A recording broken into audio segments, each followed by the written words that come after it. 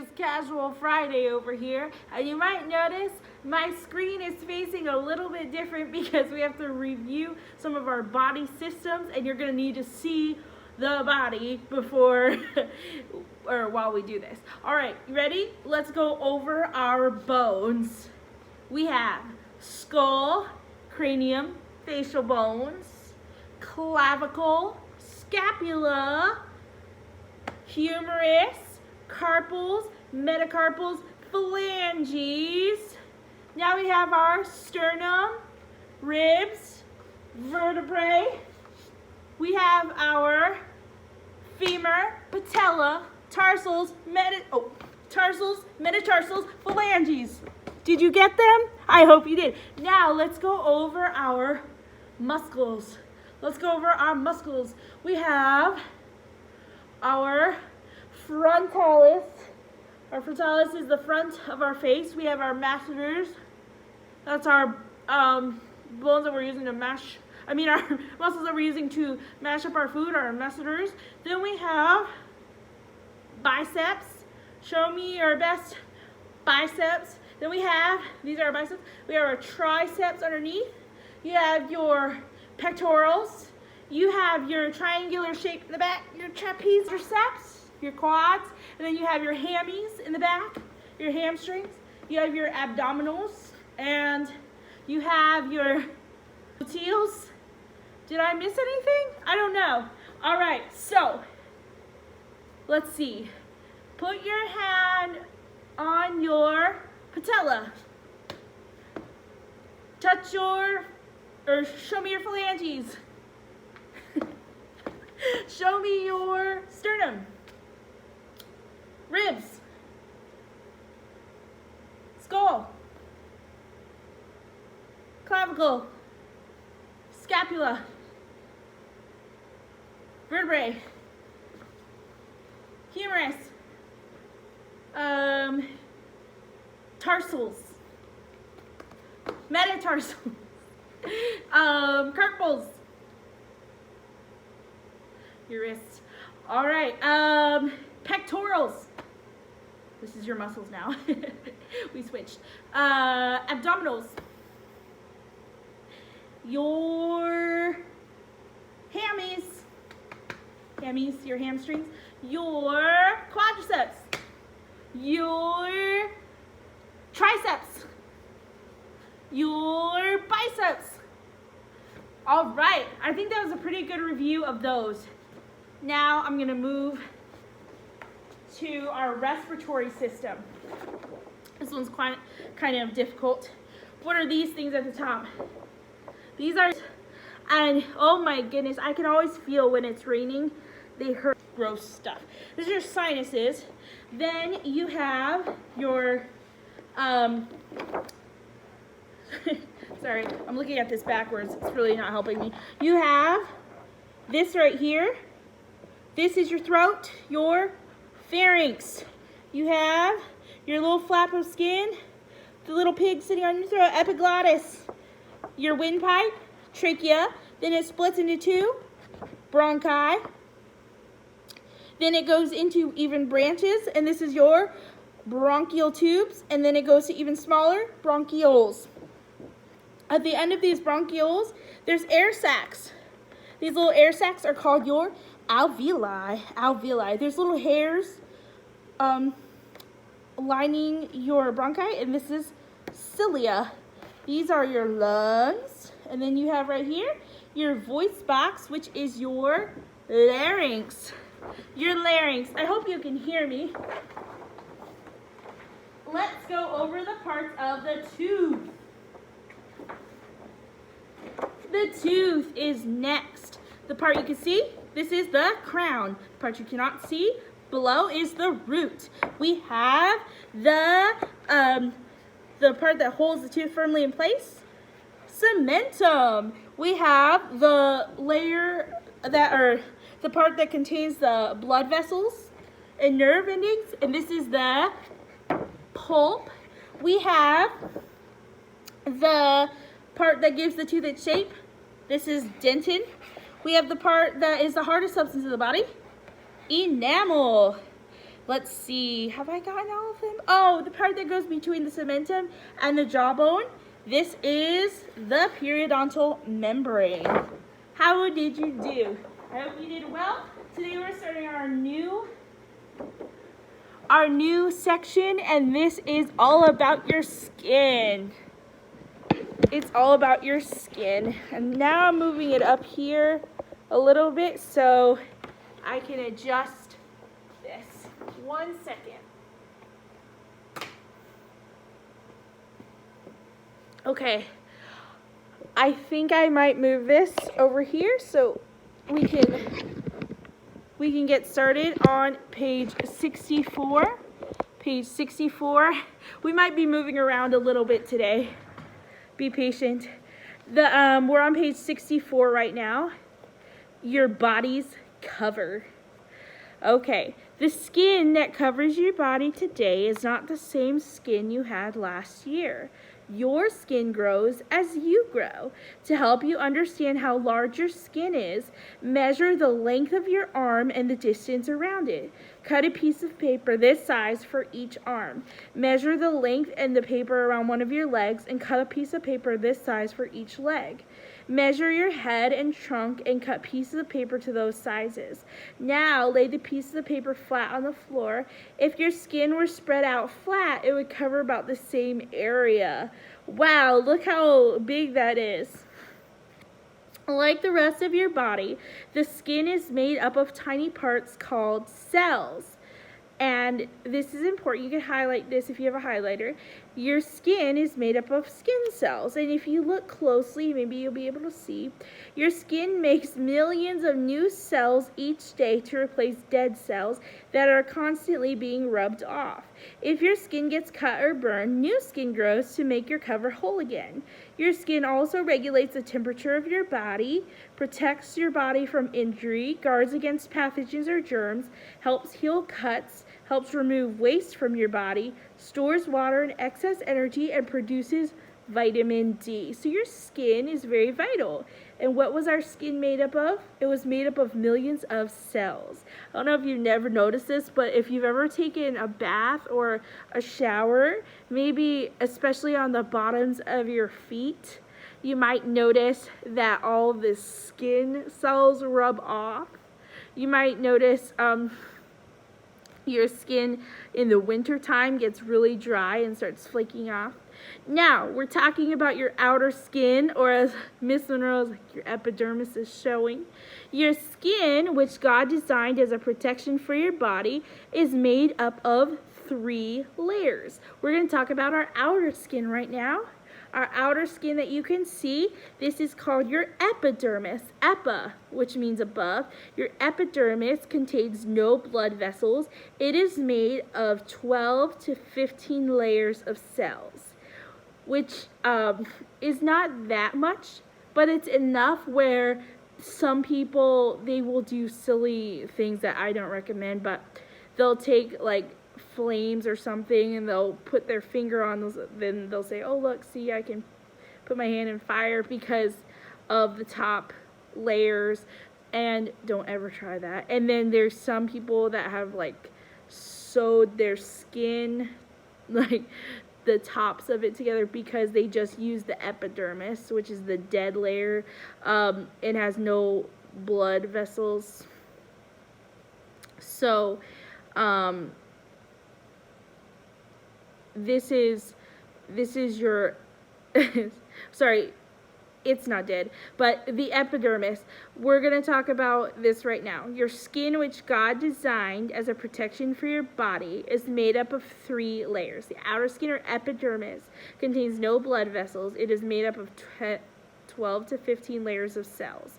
The lower cells in the epidermis are alive.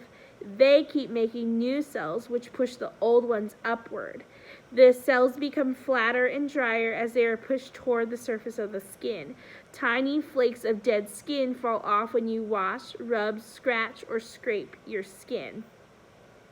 So that is your epidermis. Right now you're looking at my epidermis.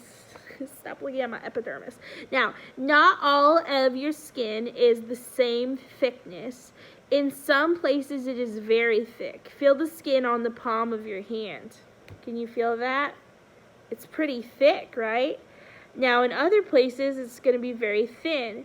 Gently feel the skin on your eyelid, or you can pinch the skin on the back of your hand. See right here, your eyelid is very thin skin. You can feel this is very thin skin. The parts of your skin that gets the roughest treatment have the thickest epidermis. An extra thick layer, hard layer of epidermis called a callus develops when there's constant rubbing or pressure. So, listen to this right now. You have your epidermis, and it's thicker in some spots, like your elbows, the soles of your foot right here. These are thicker to kind of protect you. But now we're learning about a callus. And a callus is the extra thick hard layer of epidermis. And you can highlight this to remember this, but I don't know if you've ever done the monkey bars a bunch, and you might start noticing that you get this hardened area right here that almost might even blister at first, and it becomes a callus. It becomes very rough. You might notice on your feet, and this happens to me all the time, especially in the summer, your feet get really hardened at the bottom, and they get almost like this area that's like the skin becomes like almost like whitish and like really hard. That is callus.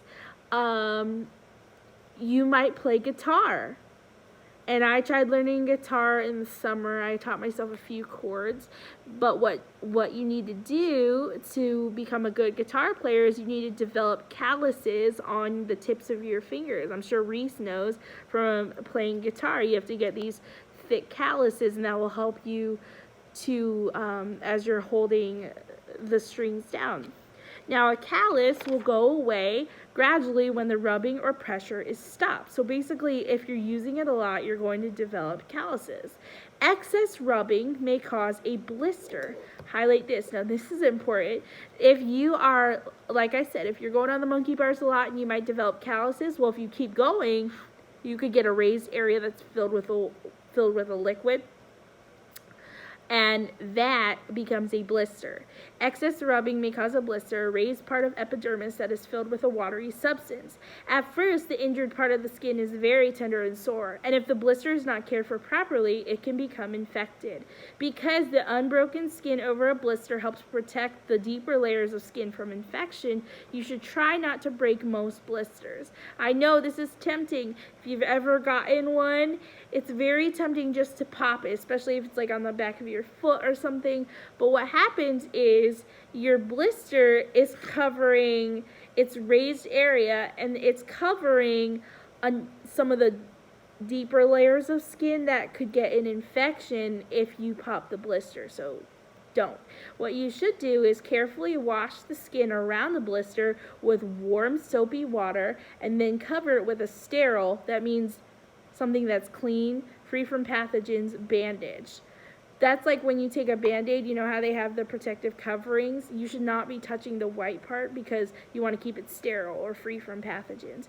Bandages, which are wrapped in paper, oh, that's funny you just said that, are sterilized or made sterile by heat. If the blister is broken, you should watch for signs of infection. And this is our next term.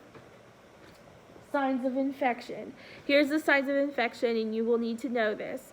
It is almost all the letters of the alphabet at the end, where we have P, skip Q, PRST, which is pus, redness, swelling, and throbbing pain.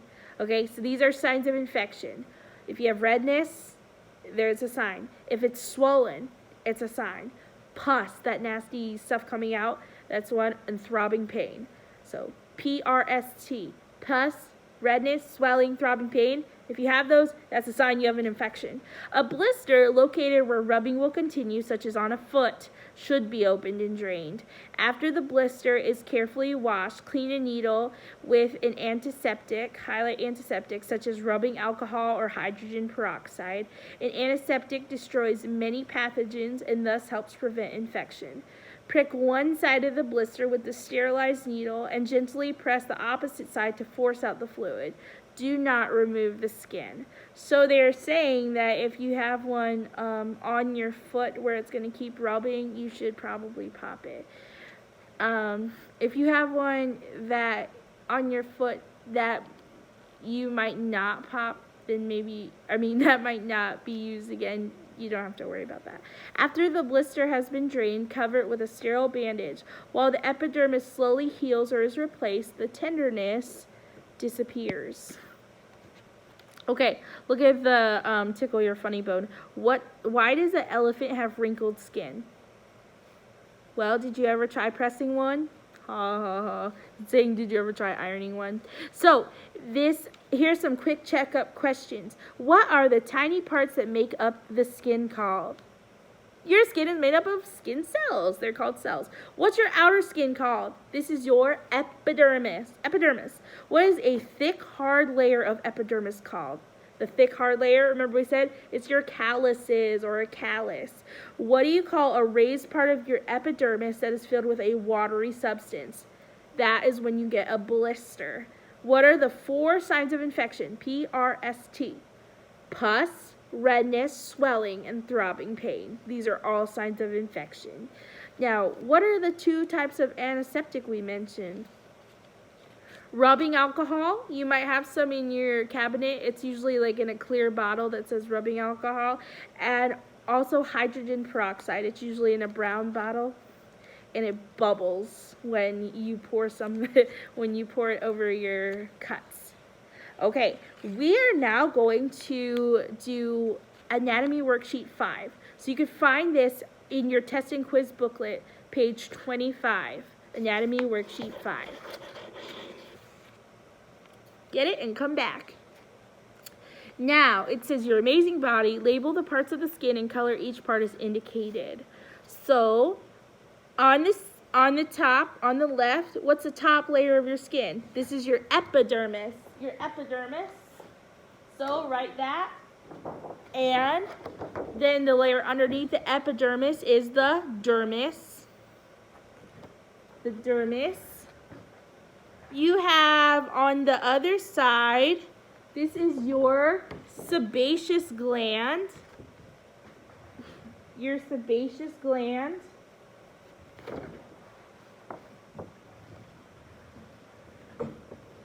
Right here, your sebaceous gland. That's a sebum or oil.